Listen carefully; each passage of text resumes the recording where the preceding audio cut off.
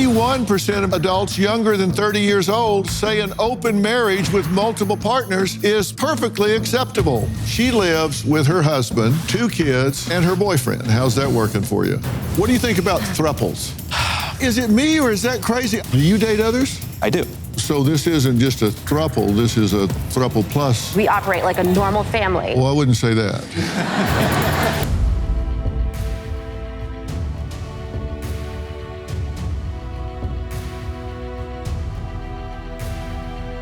I was stumbling around one night and I found myself on Bill Maher, and he asked me what I thought about the increased popularity of polyamory and thruples. You may have seen my reaction. I said, it's insane. Tonight I'm going to tell you why I said that, but many people don't agree with me. That ever happened? In the last 50 years, marriage rates in the United States have dropped by nearly 60%. Did y'all know that? 1/3 of America's single population has engaged in polyamory or consensual non-monogamy. And 51% of adults younger than 30 years old say an open marriage with multiple partners is perfectly acceptable. I'm not under 30. What happened to finding your true love, settling down, having children, and getting married, growing old together? Is monogamy dead? Is marriage a thing of the past? If it is, we've got issues. Now, before we dig in, I want to call in somebody who knows a thing or two about love and dating. And I do this because I haven't been on a date with someone new in 50 years, which is a good thing, right? I'm calling in my good friend, Chris Harrison. You may remember Chris from the Bachelor franchise, and I'm proud to say he's now part of my new network, Married TV. Chris has been that soft shoulder to cry on for countless contestants on their quest to find love and a walk down the aisle. I sent him on an assignment to find out why some millennials and Gen Zers are running from the idea of marriage. Take a look. Ladies, how we doing? Good. See you. So nice to meet you. Nice to meet you. Nice to meet you. I'm just curious, especially as a newlywed, is marriage dead?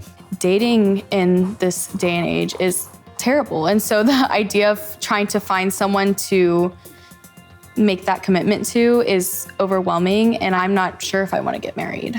I think historically, women had to be married, and I think that's starting to change now, and I recently bought a house. I'm 24, I'm single, and so I don't think that marriage is essential for me. Is that something you're agreeing with? I do agree with that. I got married at 19. Okay. So I had that pressure of getting married, and I did, but I have been in a long-term relationship. We talk about marriage sometimes, but it's not a priority in our relationship.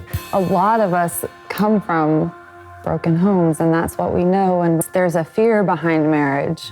Is having children within a marriage important to you? I think that if I could be married and have a kid, that'd be great, but it's also something that I'm prepared to do by myself later down the road. Is polyamory something that's gaining popularity in this generation?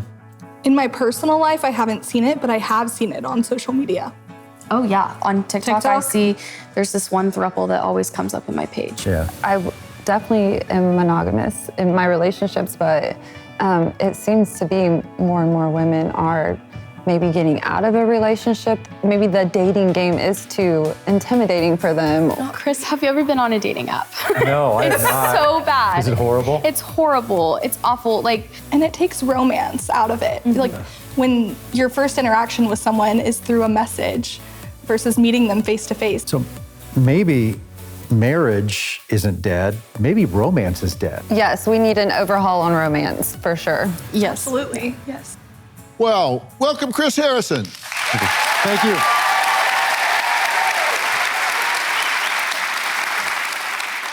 Did anything surprise you when you sat down with Abigail, Rebecca, and Courtney? What surprised me is almost the despair of, like I said at the end there, maybe marriage isn't dead, but romance is. In my vast experience on The Bachelor, I started to ask the contestants, who are beautiful, intelligent, successful, just like these three women, why are you here? And they said, do you know how bad it is out there?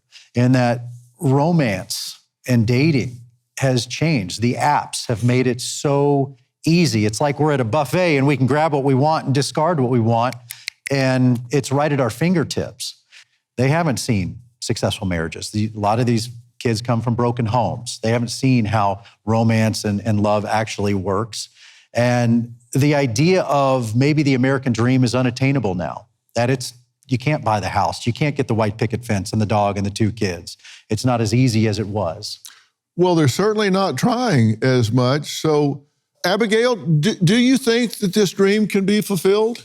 I don't think it's unattainable. I just think it is harder than it once was, right? My friends and I, we go out in public and try to meet people that way too, or we're on the dating apps, and it's not the same. People don't approach people in public anymore. And then the dating apps, it is very much a like, oh, we're gonna send 5 messages and then be done with this person and move on. Dr. Phil, something very interesting. I asked these 3 women, when was the last time you were actually hit on, approached, and asked out in person? They all said back in college, high school, or even 5 years ago. Really? So how do you go on dates? I think now there is a reliance on the dating apps. I think ideally in this world, we would be set up through friends or meet people naturally in person, but that's just not happening. And that's what I was talking to Chris about yesterday. I would love to meet someone, but I'm also now comfortable by myself and independent because I just don't know if that's going to happen for me naturally, and I'm not willing to compromise what I want. Are you shocked when people put one picture up that doesn't look like them and then they show up? I always thought under-promise and over-deliver. Right. But no, seriously. You're right. But other people put up, it looks like their little brother. Yeah. And then they show up and look like Fido's ass. Courtney says she's dependent on someone else and vice versa. Courtney, what do you mean?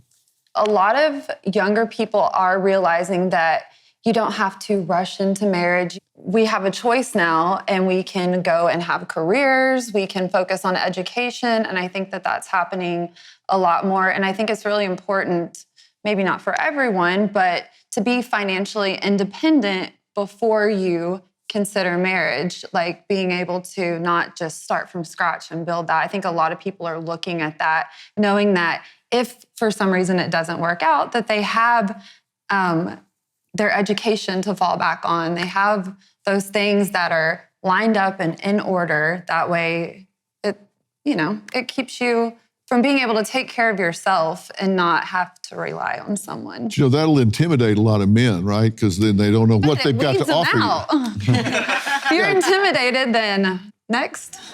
A lot of us from my generation, I grew up in the Bible Belt, so we were pushed into marriage at a young age. It was as soon as you had your first serious boyfriend that, people were starting to talk marriage. And instead of being like, what are you going to pursue for your education? What's your next steps in life? It's, when are you going to get married? And I think that that's not okay. That needs to change. Well, that has changed, apparently, because marriage has dropped off a lot. What do you think about throuples?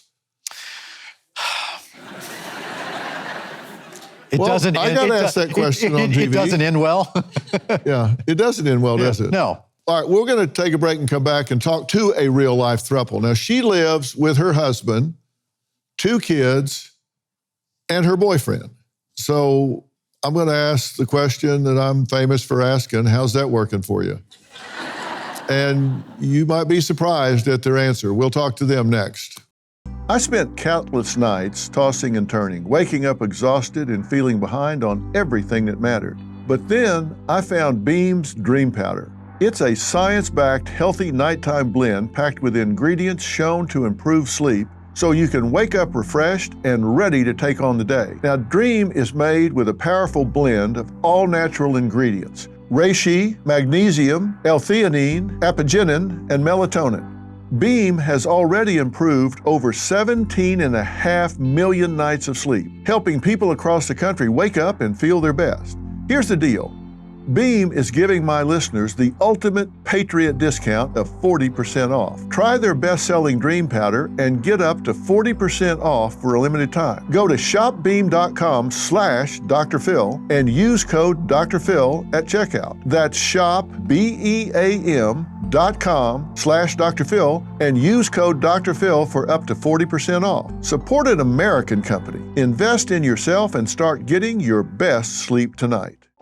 Attention sleep lovers. If you've been dreaming of upgrading your bedding, now is the time to make it happen. Cozy Earth is celebrating World Sleep Week with an exclusive deal just for my listeners. A massive 45% off their award-winning sleep essentials. From March 14th through 16th only. You can save almost half off the softest, most luxurious sheets, ultra cozy blankets, and their famous PJs, crafted for next-level comfort. Cozy Earth premium fabrics are temperature-regulating and moisture-wicking, keeping you cool, dry, and sleeping deeper all night long.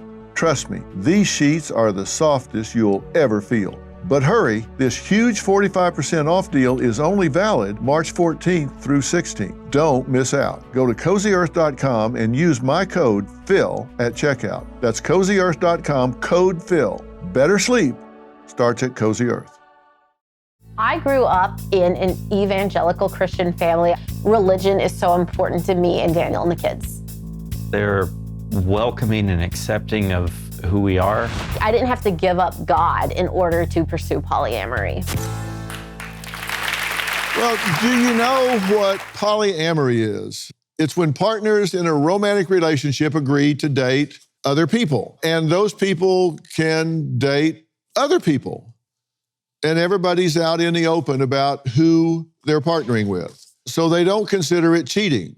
Could you handle that? Could your children handle that? Now, Jennifer, her husband of 16 years, Daniel, and her live-in boyfriend of 4 years, Ty, say they happily practice polyamory and live as a throuple. Now, that's like a couple, but 3 people are in the relationship. Well, I'll let them explain. Monogamy is a concept that does not fit every relationship. Definitely does not fit mine. Daniel and I got married August 8th, 2008. We decided on polyamory after a lot of discussion. I started developing other crushes on someone, and then it was in December of 2015, when our kids were 5 and 3, we started actively doing more polyamorous dating. I had my first polyamorous relationship in 2016. Ty and I had about 4 or 5 dates before I brought him home to meet Daniel and the rest of my family. I think Ty's cool. Ty and I decided that we never wanted to be separated. When Jennifer brought up the subject of Ty moving in, to me it just made a lot of sense. But once there were 3 streams of income, the quality of life for everyone, I think, greatly improved. If mom and dad are busy doing work, then I can just ask Ty, hey, can you check my room? Because adults check if our rooms are clean to allow us to get on screens. It would have been pretty close to impossible to buy a house in just a monogamous relationship. We had a down payment of more than $20,000, and we never would have been able to afford this house without Ty. I would never go back to a monogamous relationship. Never. Never. I'm always curious about this when I'm talking to somebody that expands their relationship. How did you bring this up the first time? I mean, you're like sitting at dinner, lunch, and you say, say, Daniel, what would you think about dealing another guy into this? How do you bring that up? So it didn't quite go like that, but I never cheated on Daniel, but I had been struggling just with developing not just like attraction, but actual like romantic, deep feelings for other people. And I didn't do anything about it. I didn't tell anybody. But eventually I sat down, Daniel and I were on a date, and I said, Daniel, I love you and I don't want to leave you. You know, it wasn't that I wasn't satisfied in my relationship with Daniel, but I was like, I don't know if I can do monogamy forever. I don't know what to do with these feelings. I had never heard the word polyamory before. I grew up very conservative. And so we didn't just dive right in. I didn't have anybody in mind. We just, we went to therapy. We started reading books. We started researching. We started going to local polyamory groups.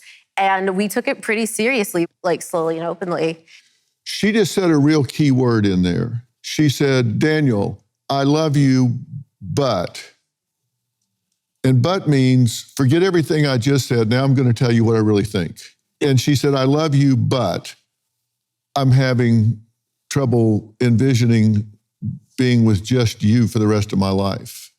Yeah, the first conversation was surprising, but I also felt respected because if she wanted to cheat, she could have.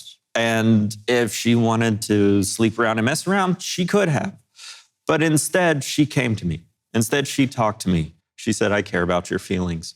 And not only does she care about feelings, she values the relationship that we've already built together. And for that, I think it made all of the difference in the world. Like, to be able to be honest, because we had this relationship that was built on honesty and trust, and to be able to be honest about these feelings and not break my trust, I think was huge. And I think it was the big help that conversation go well. Do you date others? I do. You do. So you're part of this, sort of. I'm in it. Like, I live with Jennifer, I live with Daniel. We all contribute equally to the household and to the responsibilities for raising children. I'm just as a part of the family as anybody else. Do you date other people? Very occasionally. Oh, so this isn't just a throuple, this is a throuple plus. I would say the people who live under our roof always take priority. We operate like a normal family. Oh, I wouldn't say that. I would say that. I would say we operate like a normal family. We take our kids to school. We prioritize our family. I meal plan each week. We do chores together. We work out how to pay bills together. We have our jobs. And how do you know where to sleep? That's a great question. We have a schedule. We have a schedule. So every 2 nights, I have a little basket of like my toiletries, anything that you keep on your nightstand, the book that I'm reading, my night creams, my makeup removers, and I will take it to Ty's room, and then 2 nights later, I will take it to Daniel's room. Oh, are you also dating other people? Yes. Oh, so this is an all-skate. So all 3 of you are seeing other people as well as each other. Yes. Yeah.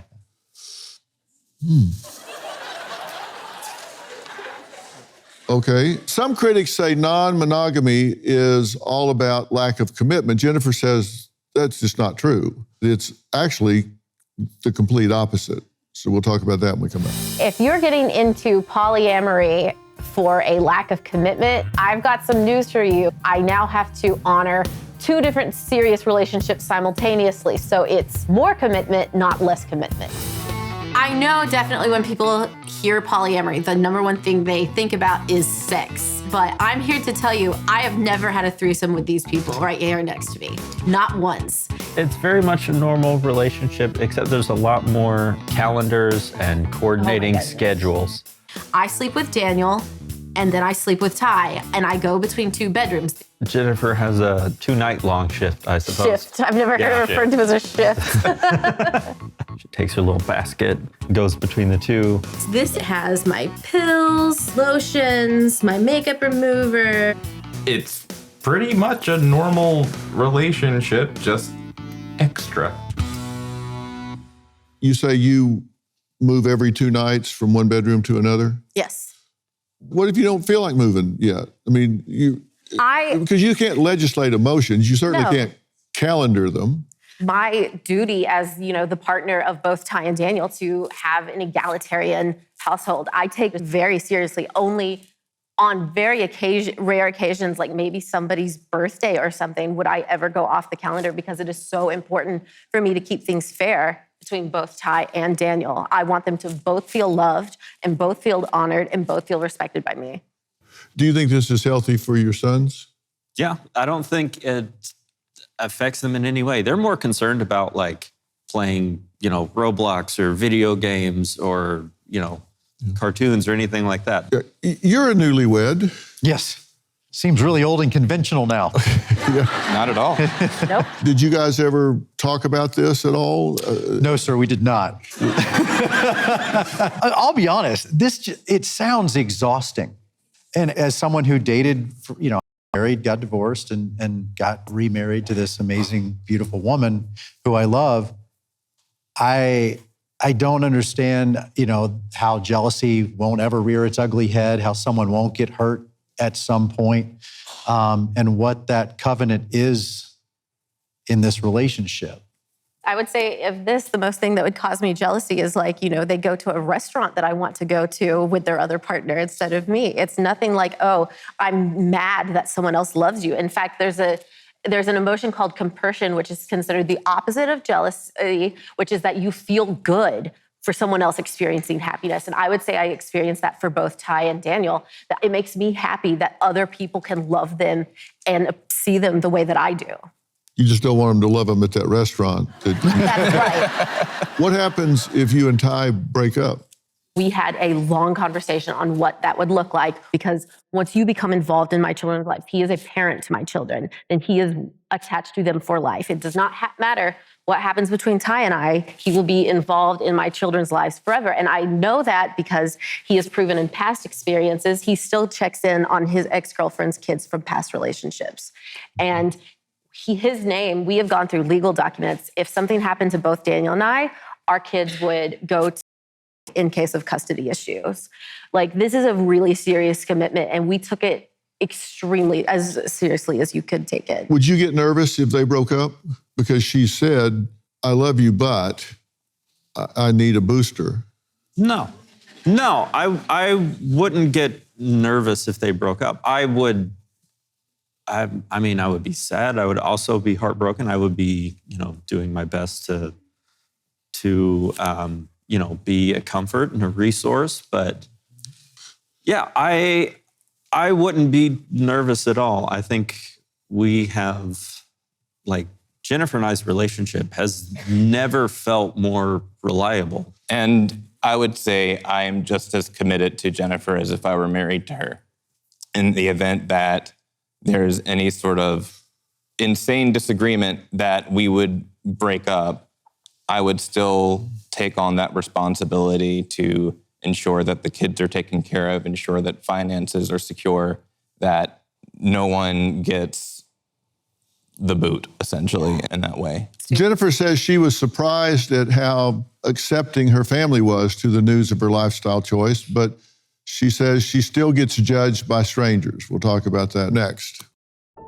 Life is full of surprises, and emergencies often strike when we least expect them. But preparation is key, and that's where Jace Case comes in. With Jace Case, you'll have essential emergency prescription medications right at your fingertips, ready when you need them most. Whether it's an unexpected illness or a travel mishap, having the right meds on hand can turn a potential crisis into just a minor inconvenience. Don't let the unexpected catch you off guard. Jace Case gives you peace of mind so you can tackle life surprises with confidence. Be ready. Take charge today. Head over to jace.com. That's JASE.com. And when you check out, use the code PHIL, spelled PHIL, to get a discount on your order and to have the right meds on hand the moment you need them. $36 trillion.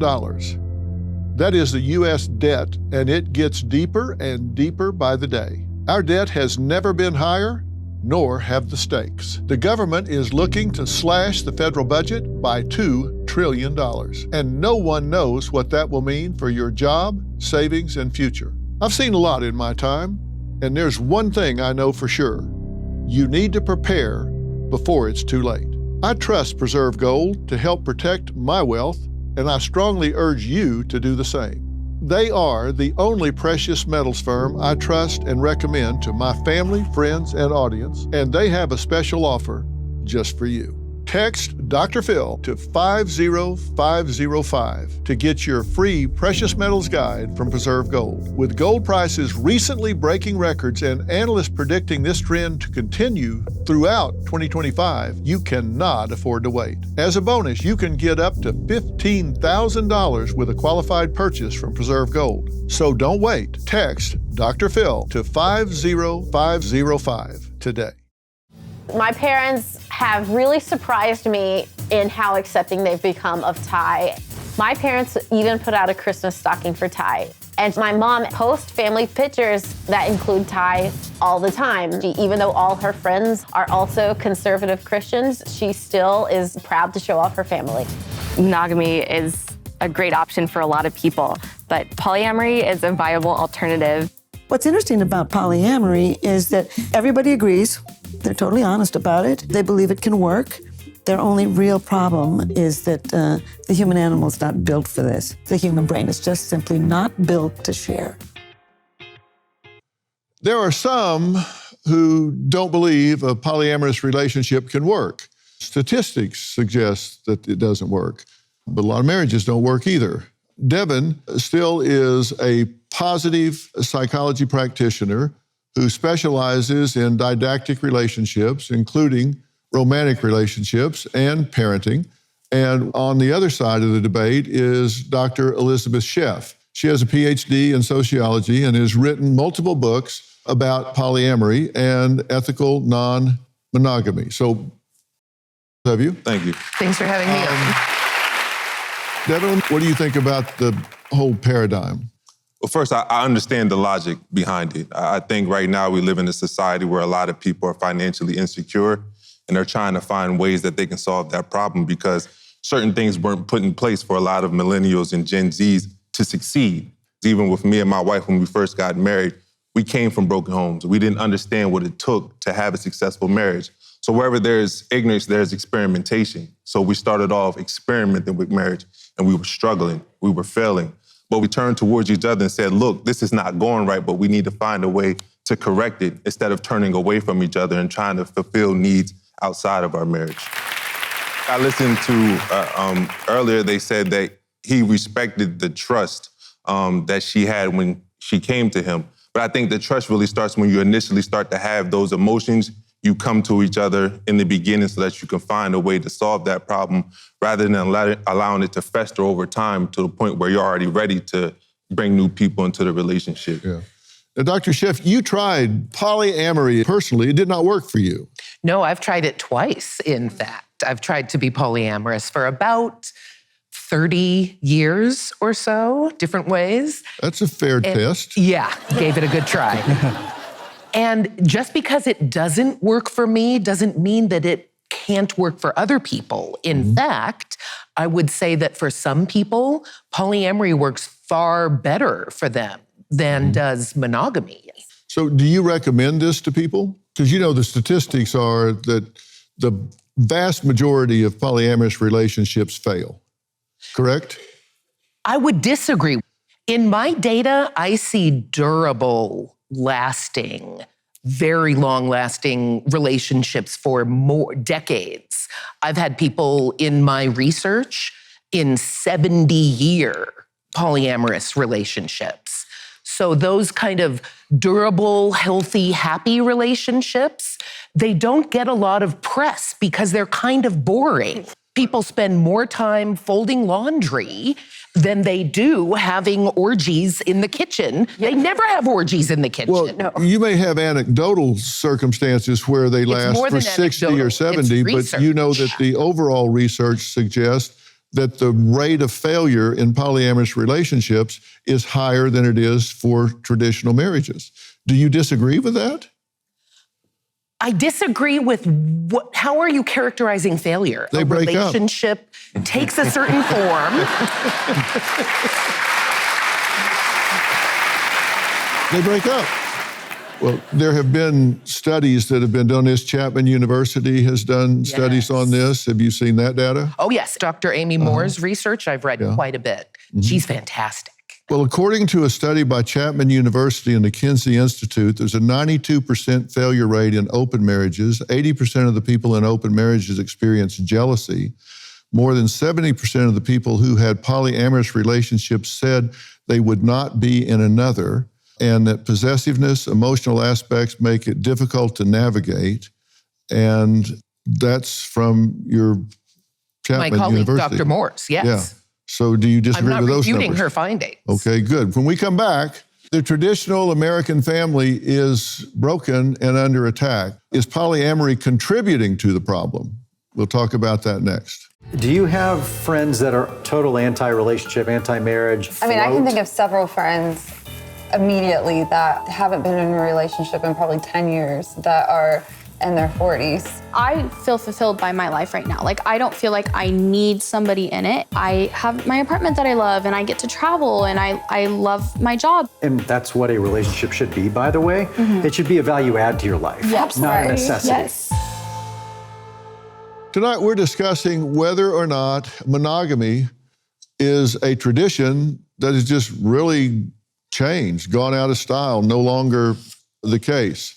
Devon, is this just outdated, changing with the times because we have people that are approaching relationships differently? When I was growing up, you worked your way through the relationship hierarchy differently. Your mom will take, my mom will pick up. You go through puppy love. You go through all that stuff for a while. Now that's all jumped over. They start later and go further faster. Devon, has it just become outdated? No, I think to your point, a lot of people think that marriage is dead, but I think it really depends on your perception of things. I'll give you an example. When I first moved into my house, our lawn was brown. And I told my wife, we got to get some new grass in here, get all this grass out of here because it's dead. Well, we brought somebody in and they say, look, it's not dead, it's dormant. You're just not watering the grass enough. So we're going to set up a way for you to water the grass. A couple of months later, it was green again. It's the same thing with marriage. A lot of people think that marriage is dead because they don't know how to water it properly. But the moment you take out the time to learn how to do it, it can come back to life. Mm-hmm. You watering the grass? 7 days a week. Braggart. Yeah. Go ahead. You guys took that a very dark way, but I think what Devon said is it really rings true with what I talked to the three ladies about. Is there is I want to have my cake and eat it too mentality. It's almost like a drug addiction. You get that first high, and then you got to do more, and the high doesn't last as long. You got to do more, and the high doesn't last as long, and you're chasing something that is inevitably empty, and you're going to come up empty. And that's what the statistics show. Let me ask both of you, if you're going to pursue this from a polyamorous standpoint, that sounds to me like a long word for dating. Why get married? That's a great question to ask. So, because I got married, I was engaged at 19 to like my first serious boyfriend that I had at 18, very common in my very evangelical home. I got married at 20. I had 2 kids by 25. I tried to do everything, by the standard American, typical heterosexual marriage. And then, I found that I wanted something more. I was looking for polyamory, and now, and I'm still married. And now, why get married? I think you should get married. I have nothing against monogamy. My parents are in a loving monogamous relationship. So is my sister. So is most everybody I know. That's the best way to legally connect yourself to someone, especially if you have children. But, a lot of us, we have just different definitions and an expanding definition of what love can look like. If you knew then what you know now, would you have gotten married then? Absolutely. I love Daniel, and me not loving Daniel has never been a problem. Would you have waited a little while? Would you have matured some, maybe looked at some other career options, done some different things in your life before you got married at a young age? Maybe. I wouldn't recommend other people go out and get married at 19 or 20, not just because of you don't know what you want, but because it's so difficult financially, and we struggled financially. We struggled to get our lives together, but I also don't regret it. I would choose Daniel every day, all the time. And I love the timeline that we ended up on. So I have no regrets. What do you say is the point of getting married if you want to have multiple relationships? I would say that not everyone does get married. Some polyamorists are very much against marriage. They feel like as an institution, it is corrupt. For other polyamorists, marriage is a recognizable form of commitment. So they feel that it creates a container for them, that their relationship is recognizable to each other and to other family members. Yeah. And it is changing. I mean, it's dropped tremendously in the last several decades. It's dropped off, 60%? And we talk about marriage and monogamy as if they're the same thing, but they're not. We really have never expected monogamy of men. Wealthy and powerful men. Oh, it depends on who you're talking to. Every society. If men act monogamously, then they get, oh my God, you're so amazing. How fantastic. You know, you're a superstar. And if they don't act monogamously, they get, well, boys will be boys. I think the big difference with polyamory is now women are actually choosing multiple partners as well. And that is historically quite unusual. One husband with multiple wives. That across history is far more common, again, for wealthy and powerful men than monogamy. Yeah, well, some women damn sure expect it and don't give brownie points for it. It's just expected. Promise you. Coming up, how can we encourage Gen Zers and millennials that marriage is a good thing? I'm a proponent of marriage. I'm a proponent of procreation for a reason. I'll ask Devon what he thinks about it when we come back. I want to talk about tradition for a minute. I'm promoting this because as a society, we've got birth rates dropping really fast right now. We've got birth rates at like 1.6, some subgroups 1.3. People are not having children like they have in the past. It takes 2.1 to sustain our infrastructure in America, which is one of the reasons I'm so pro-immigration. We need people in this country to support the infrastructure that we have in America. So I think it's healthy for society. What do you think? I think that if we want people to strive to get married again one day, we have to model healthy and long-lasting relationships in front of them. Like you talked about before, marriage was pushed on you. Anytime something is pushed on you without telling you why it's important to do or showing you the benefits of doing it, you may act a certain way in front of those authority figures, but when you get on your own, you want to experiment and find things out on your own. I have 3 beautiful daughters, 13, 4, and 1. And every day, me and my wife, we show them an example of a strong and healthy relationship so that one day they want that. We're not going to tell them that they need to get married. They're going to want it because they see what it has done for me and my wife. So I think if we take the responsibility as adults, as couples, to show them the healthy side of marriage, more people will want it, because I think we're inundated on social media, on TV, about how terrible marriage is, how monogamy doesn't work, how monogamy or marriage is broken. But there's a lot of broken people trying to make marriage work. And until we fix ourselves and really start to show the example to our younger generation, we won't be able to fix marriage. Yeah. Yeah, kind of piggyback on what Devon's saying is, it's true. People need to see something to achieve it. And if you don't know happiness, love, marriage, whatever it is, then I think there is experimentation for a lot of reasons with polyamory, whatever label we want to put on it. But I think it is important for my kids, Devon's kids, I agree, to see love, relationships, that strength. And the statistics show kids are much more successful when they have that environment, when they grow like that. I think that after talking to the 3 women yesterday, a bromance being dead, everything's on our apps. And we even talked about polyamory. And these 3 women I talked to were not into polyamory, but they said, that is what I'm seeing on social media. That's cool. It's what's going to get clicks on the algorithm. It's what is going to be presented to your daughters when they're on social media. They're not going to see a happy, boring married couple. Polyamory is cool. That's hip. That's what's going to get clicks on social media. And that's what these women are being inundated with. That's what our kids are going to see as well. I'm not polyamorous because it's cool or interesting. When I started feeling feelings of non-monogamy, I didn't know a single polyamorous person. It certainly wasn't online. I had only ever been raised with a traditional model of marriage.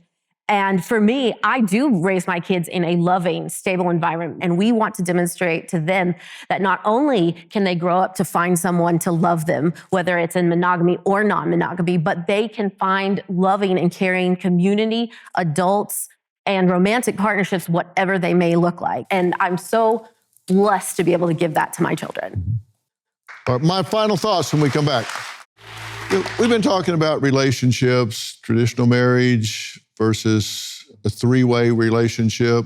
And you mentioned what kids are seeing on social media, Chris, and they can see it other places too. And my final thoughts are this. You have to decide what values you want to define your family. And I'm the least judgmental person I've ever met. And that doesn't mean that I might agree with everything you agree with, but I will tell you this. I spent a lot of years of my professional career working in the litigation arena and dealing with juries. And a lot of times I would see lawyers up in front of the judge's bench trying to get a critical piece of evidence in, and it would get disallowed. And they would come back and say, well, we didn't get that in, but the jury knows we have something really powerful. And I think that really landed with them. And I would say, no, it didn't. Juries make up their minds based on what they see and hear, not on what they don't see and hear. And the same thing is true with your children.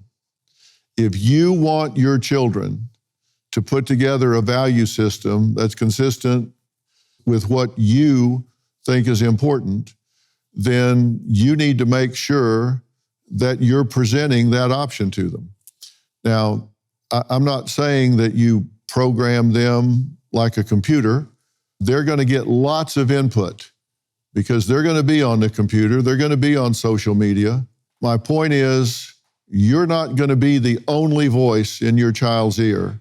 So you need to make sure you're the best voice in your child's ear. You need to make sure you're not a silent factor on any important issue in their lives.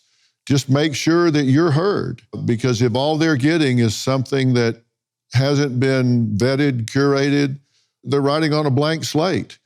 Make sure that slate is not blank. Make sure what you think is important, what you think are core values, you've communicated clearly to your child. They're going to make up their own mind. They should make up their own mind. But make sure that you've been a voice in your child's ear about what's important. And it's not just about what you say, it's about what you do.